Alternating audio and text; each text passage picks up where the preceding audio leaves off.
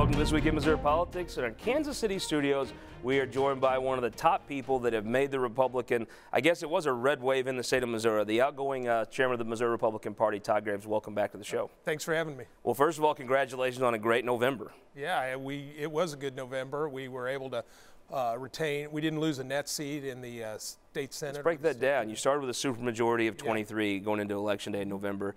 You retained all of them, including a very tough race here in the Kansas City area in Platte County and Buchanan County that I think a lot of folks started from the beginning as if they were a Democrat, they were going to pick that seat up. They didn't. House, you kept the exact same number of House members in the State House, same number of members of Congress, which was a supermajority of actually the federal delegation, and you won a U.S. Senate seat. That's a good day's work. That's a real good day's work this year. This year we had the headwinds in our face this year, and we managed in Missouri. We improved. We didn't hold ground. We actually improved. Conventional wisdom was when Donald Trump got elected in 2016 that Claire McCaskill was the favorite to win re-election, and that in the state legislature they'd pick up 2 Senate seats, maybe plus or minus 5 House seats. The Democrats didn't, although I think under Stephen Weber they had a organized campaign. There was more activity than you'd seen in the last couple cycles, but yet the results weren't there. Give me when you really sit down and did a post-mortem on the election, why did the blue wave not touch Missouri? Well, and I think even more significant, not only that we won the U.S. Senate seat, but we beat Claire McCaskill. I mean, she's their A game. Sure. Always has been. I was a prosecutor in a neighboring county when she was prosecutor in Jackson County, and she's always been a very aggressive, savvy politician. And we beat her handily in a tough year. And I think that says a lot about organizing in the state of Missouri. It says a lot about turning out our voters. We identified our voters. We did an identification effort this year that we've never done as Republicans in the state of Missouri. Over 1 million volunteer door knocks, over 1 million to 1.5 million phone calls and paid door knocks. We identified the Republicans. We turned them out. You saw when she said at her election press conference, we turned our people out. They just turned their people out in great numbers, and that's exactly what we did. And that's really, when you break down what the Missouri Republican Party does or the Missouri Democrat Party, your goal isn't to really pick candidates. Your goal is to turn out folks, identify voters, and get them to the polls. And I think it's a compliment from a true, like you said, Claire McCaskill is the top of the top in Missouri politicians. I thought that was a pretty good compliment. How do you do that? What goes into 1.5 million door knocks? Well, you know, a lot of it is money, and we have to be able to create the infrastructure. We have a database system that the national party's created that is the premier system in the country right now. Started a year and a half early. We started making our plans. This is a common good. This isn't it for one candidate. It was certainly focused on Josh Hawley, but it affects every candidate.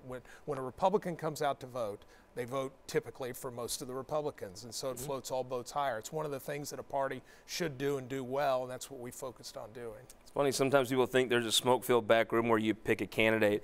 In this situation, like the state auditor candidate, good person, came a little short, probably wasn't the person that was no one was in a back room picking her. You kind of are left to work with the candidates that the primary voters come through for. It looks like you did that this year, and looking forward, is the data that you have something like when Mike Kehoe runs for election? Is this something he can benefit from? Yeah, all the Republicans can benefit from it. It's something that we have. It needs to be continually updated or it goes stale, but it's available. And like as you just said, we don't really get involved in primaries. That's not something that as a party that we do.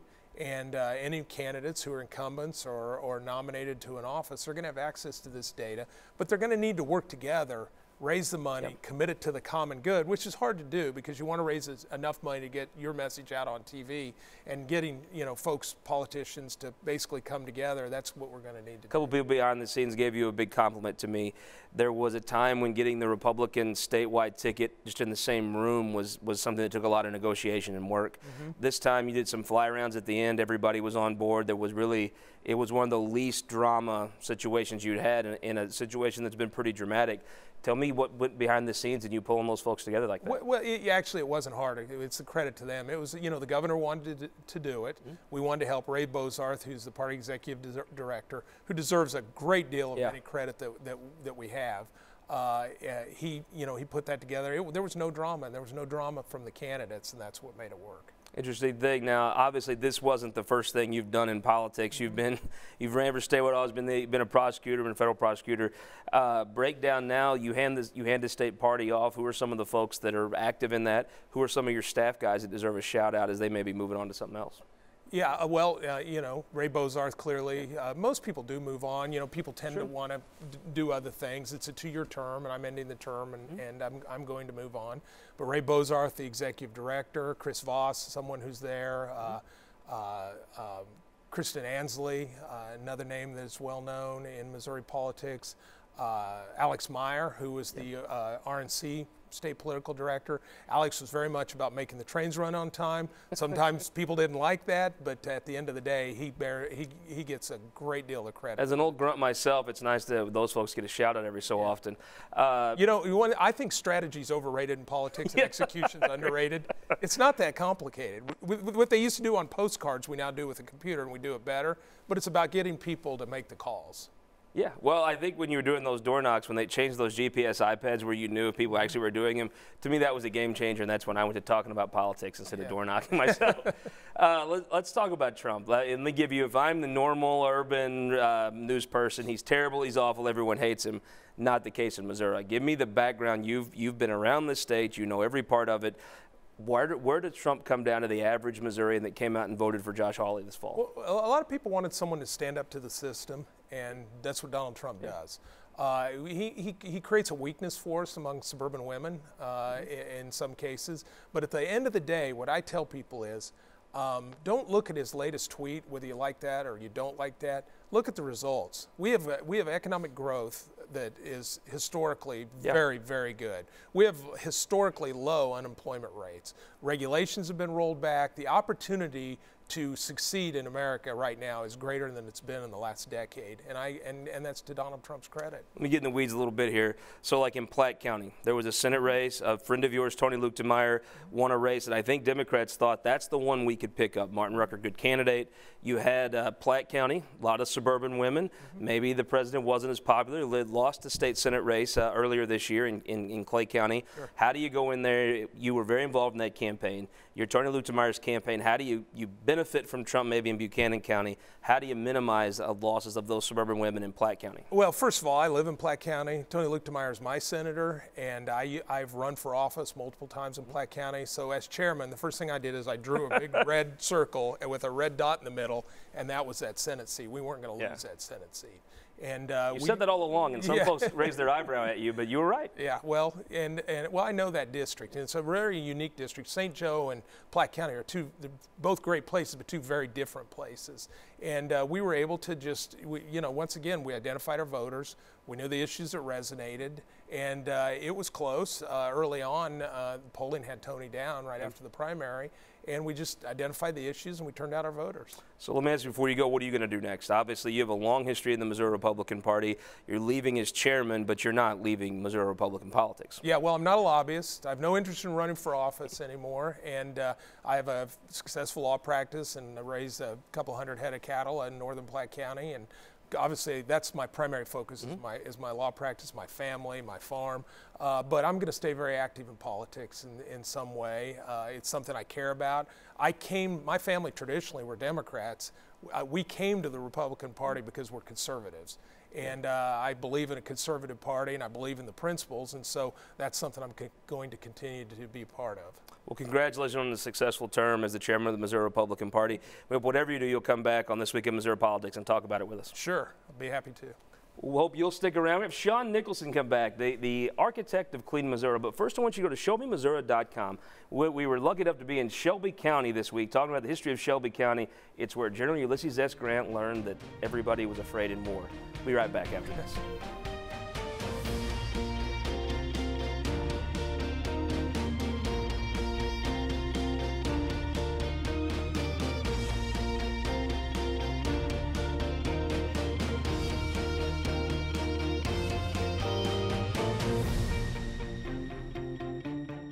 For more than a century, the St. Louis Carpenters Union has shaped our communities.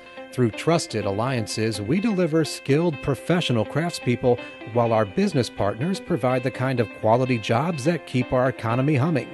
It's a blueprint that has worked since 1882. Turning Missouri into a right-to-work state stalls progress, wipes out jobs, and kills momentum. Right to work is wrong for everyone. Let's keep Missouri moving forward. Visit carpdc.org to learn more. Looking to get quality insurance at a price you can afford? Now you can, thanks to CFM Insurance. Select from our broad range of farm, home, and rental property coverage. Find an agent right in your local area, as CFM is represented by a network of 200 independent agencies throughout Missouri. For personal and dependable service from a company with a history of insuring the families of Missouri that dates back to 1869, visit WeInsureMissouri.com and find an agent near you today. All across Missouri, our new car and truck dealers are building strong local economies. When you buy a car or truck in Missouri, you're helping to support over 20,000 Missouri families who rely on the auto industry for good-paying local jobs. You're also helping fund our communities, schools, first responders, and our roads because dealers generate millions of dollars in tax revenue. Missouri's automobile dealers have been the foundation of our communities for generations and for generations to come. The Missouri Automobile Dealers Association, the heart of Missouri. At Ameren, Missouri, we know what light can do. It draws people together and chases monsters away. And if you shine it in the right direction, it will light the path for the next generation, showing them what their tomorrow could look like and spotlighting the possibilities that lay in front of them. Investing in our community by lighting the way forward. That's energy at work. Ameren, Missouri. We just finished up this week's show, and I appreciate a second to tell you about a new thing we're doing. I'm a history buff, like I know a lot of you are if you watch the show. We're doing a thing of the history of Missouri. We're going to do it one county at a time. We call it Show Me Missouri. We're going to travel to all 114 counties of the state. We'll have a member of the Farm Bureau, county elected officials, some of your state legislators you see here on the show. We're going to talk about the history, what's happening now in the county, and how the two are interconnected. It's a passion project of mine. If you like history, I hope you'll get involved. Follow us. Go to MissouriTimes.com. You can see it. We'll probably branch it off into its own social media at some point. But you've been so good to us at the Missouri Times, the show, different papers. This is a passion project that I hope you'll enjoy. It's called Show Me Missouri, the history of Missouri, one county at a time. The first county was Polk County. We had a great time. And we hope you'll go to MissouriTimes.com, find a little bit about it. And if you like the history of the state, I hope you'll enjoy it. Thanks a lot. Welcome back to This Week in Missouri Politics. We're in our Kansas City studios with a person you've seen on the show before, but is the architect of many Democrat victories and also clean Missouri. Shawn Nicholson, welcome back to the show. Thanks, Scott. I'm glad you had some time to chat here after Thanksgiving because I wanted to find out. There's been hyperbole. It's hard to learn about something in the course of an election because you have one side that loved clean Missouri, one side that hated it. Everything was good on one side, bad on the other. Now that the dust is starting to settle, let's start with the ethics stuff. Hey, so let's take a step back even. Where did you really start to form this, and who were some of the folks involved in coming up with this idea of this incredibly successful ballot initiative? So Clean Missouri came together as an idea over a couple of years. There was actually a different version, similar concept, similar structure in the 2016 cycle. I started working in, I guess, the middle of 2016 to try and figure out, is that something that could be resuscitated? Are there places that can be improved? Are there parts of the language that can be dropped or cleaned up? And then the language, the initiative petition was filed, I think 2 days after Trump was elected, 2 days after the 2016 election, and then it was off to the races and continued to build a coalition from there. So when you sit down and you're going to put something on the ballot, what's it cost right now to really go out and have professionals collect the signatures where you pretty well know you'll be on the ballot and be good? What is that? What do you have to look at? If you're a group that wants to replicate that, what are you really looking at cost to get on the ballot right now? So it's a little bit higher if you want to do a constitutional amendment. There are trade-offs, both in terms of what the public's going to think about. And you did a constitutional amendment. Yeah, Amendment 1, constitutional amendment, minimum wage. Was a statutory measure. Did you want to be first? Was that part of the strategy? Is I want to be the first one?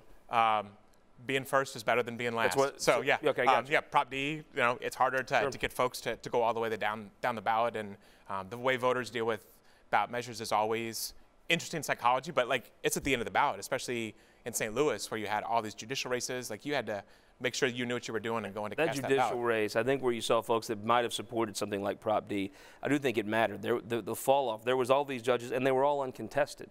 So it wasn't like it was an election you'd look for. Do you think the state needs to look at moving some of those propositions up ahead of those judicial things?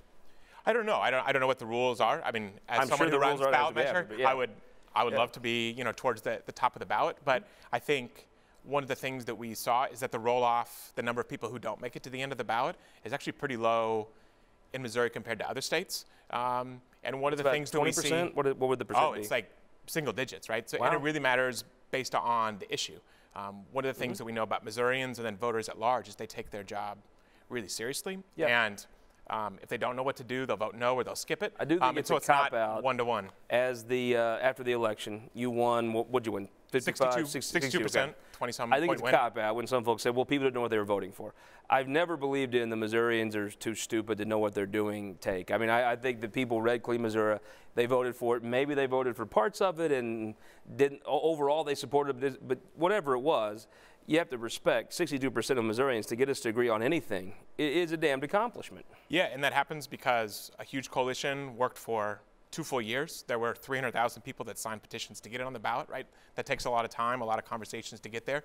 And then to the folks that say that they didn't know about one provision or the other on redistricting, for instance, it's literally the first ballot or the first bullet and what voters are casting their yes or no on. So a bit of a cop-out. But let's start. So you have some ethics stuff in there. So when will it be illegal for a politician to take a lobbyist gift? So starting December 6th. So December 6th. When everyone comes back. There's going to be some Christmas parties next week is what you're saying then, right? I think there's some folks who may try to get stuff under the gun. Folks may make some career changes here in the next few days. But yeah, starting December 6th, no gifts that are worth more than $5. So a cheap cup of coffee, it's fine. Your caramel macchiato, maybe not. Find some more. But all the dinners, all the junkets. They don't sell caramel macchiatos, so he'll be all right. Yeah, you don't have those at Joe's and Palmyra either. But so starting, and then the Sunshine Law provisions take effect then, the 2-year waiting period before you can become a paid lobbyist, if that's what you choose to do. All that goes into effect. So 2-year waiting period. Yeah, early December. Yep. Do you think it's right, though, to tell people what they can and can't do for a living? I think if you are in public service and you go to get elected, you should not be spending your time when you're there serving your people, working on your next job. And I think that's something that we saw happened. There were, it was a bipartisan problem. There were folks here in the Kansas City area, in the St. Louis area. Do you think that was a legitimate problem, that people were voting differently on measures so that they could get a job? I honestly, I watch the legislature a lot. I think people have a conviction and they forward it. I didn't see a lot of people strategizing and changing their votes on legislation to get a job.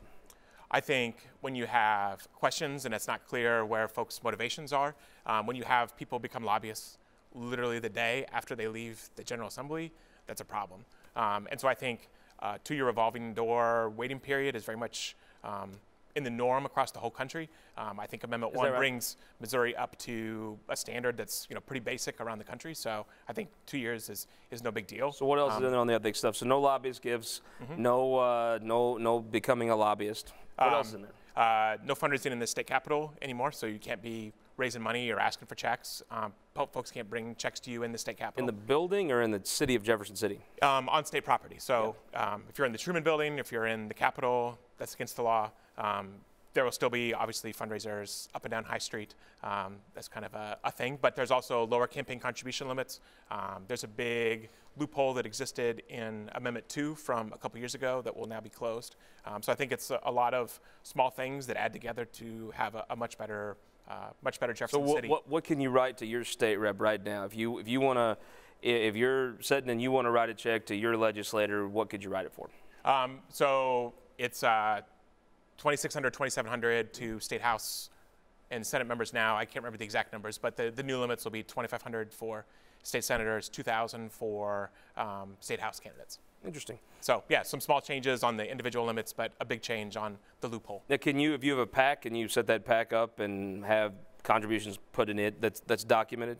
It depends on how the PAC is set up, and it depends on whether or not the PAC is genuinely a whole lot of folks that come together to make it happen.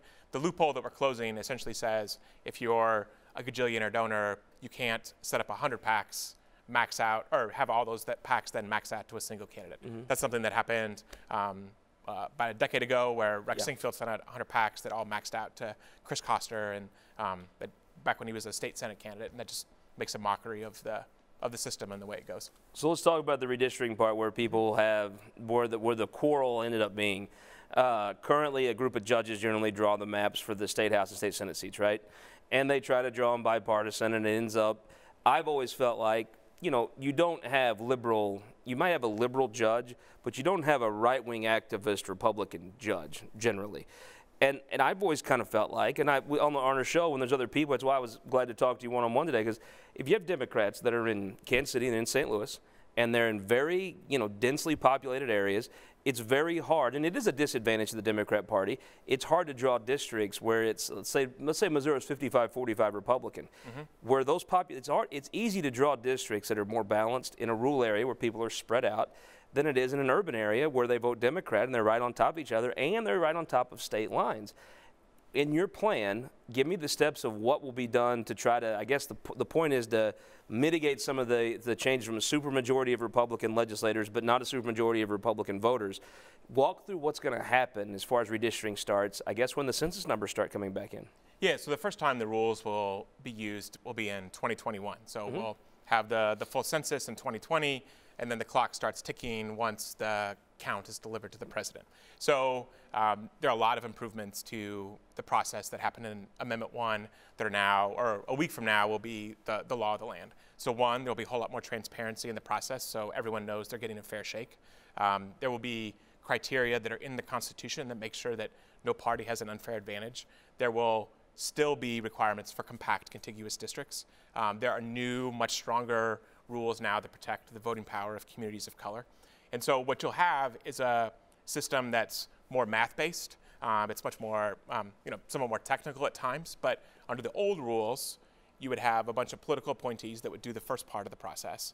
And it would be a lot of horse trading. Our Senate maps right now were drafted by one of these commissions that was made up of political appointees. Our House maps were crafted by judges. But in both of those situations, there weren't many rules that actually govern, what happens. It's a pretty secretive process, and there's no real good way to see, did we get a fair shake?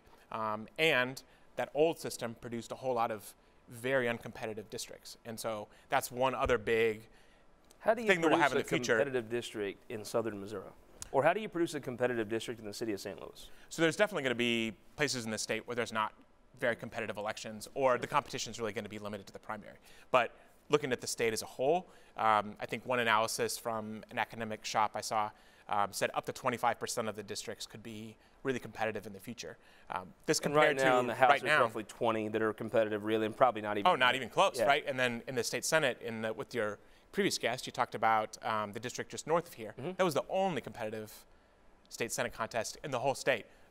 In the 34th district. But in all honesty, though, Democrats have recently held the Jefferson County seat, and there was a very competitive race 8 years ago for the city of Springfield Senate seat. Some of these districts were competitive and just aren't anymore.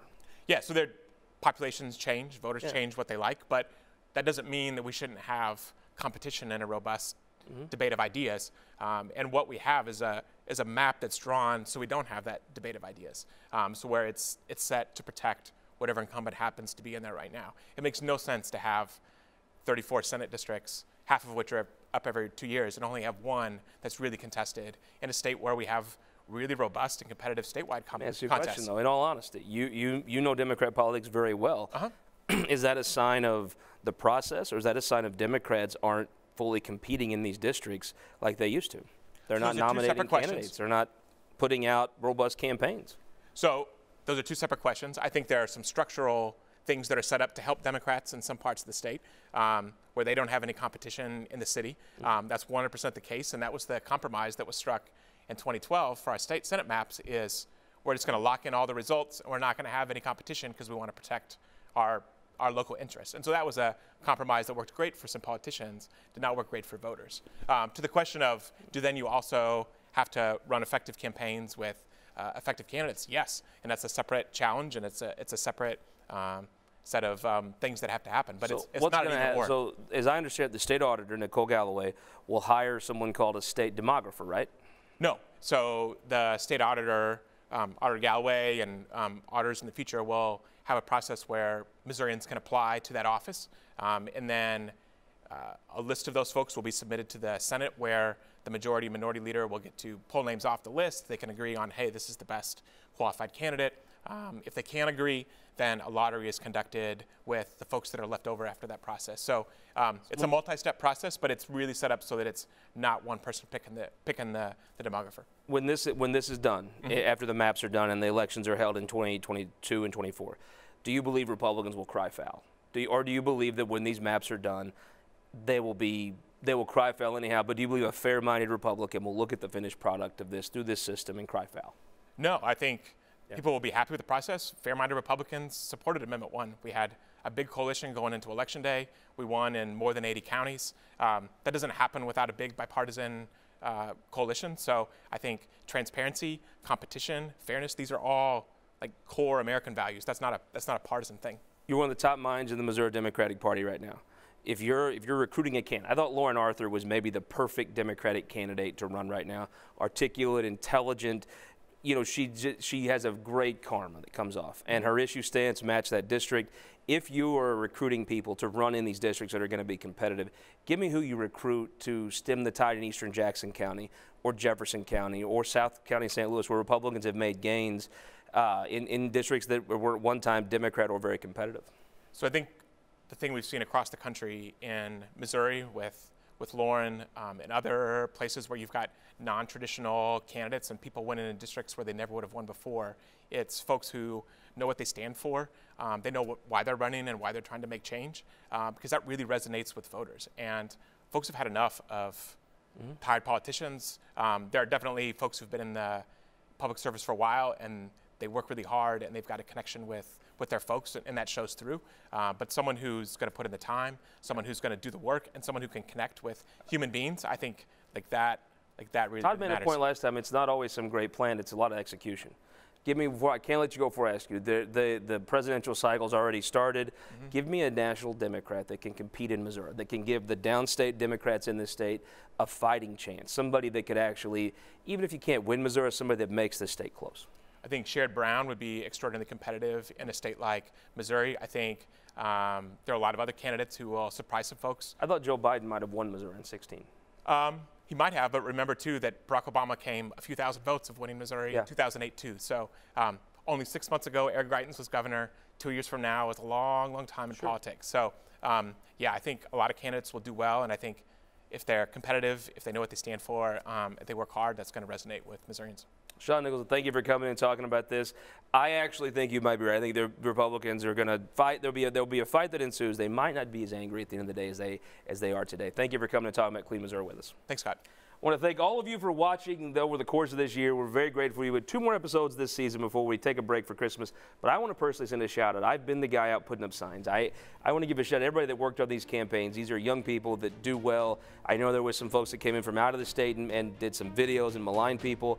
I want to toast, and if I had my style of knowledge, I would, everybody that worked on the campaigns this cycle. Great competitive time, a great democratic process in the state of Missouri, and I salute you. I think everybody that worked on campaigns won this week. We'll see you next week back from our studios in St. Louis on This Week in Missouri Politics.